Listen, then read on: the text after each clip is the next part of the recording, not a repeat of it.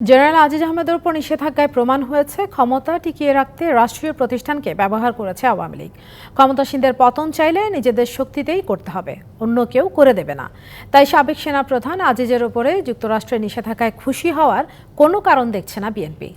Dhaka reporters ইউনিটিতে এক অনুষ্ঠানে বিএনপি মহাসচিব আরও বলেন, সরকার হঠাতে নয়, ভোটের অধিকার নিশ্চিত করতে চায় তার দল।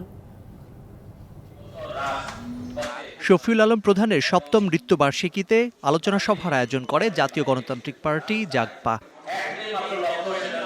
এতে যোগ দেয় বিএনপি সহ যুগপৎ আন্দোলনের শরিকরা। সবকিছু ঠিক আছে, প্রিজাইডিং অফিসার, পোলিং অফিসার সব আছে, শুধু ভোটার নাই, ভোটারের খরা চলছে।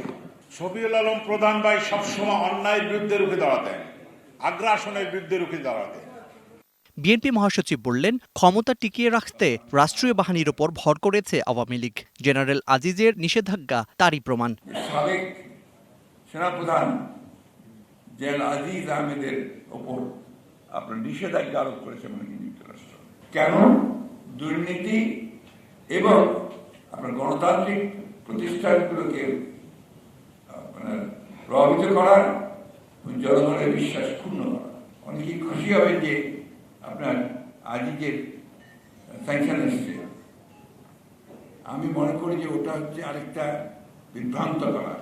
নিজেদের পায়ে নিজেদের দাঁড়াতে হবে, নিজের শক্তি নিয়ে দাঁড়াতে হবে এবং নিজের শক্তি নিয়ে তাদেরকে পরাজিত করতে হবে। নগদে 500 টাকা বা তার বেশি পেমেন্টে পেতে পারেন ঢাকায় জমিসহ 20 কোটি টাকার পুরস্কার। উপজেলা পরিষদের দ্বিতীয় ধাপের ভোটও জনগণ বর্জন করেছে বলে দাবি করেন তিনি। উপজেলা নির্বাচন করেছে, দেখেছেন তো আপনারা, তারা এখন কিভাবে নিজেরা লড়াই করছে।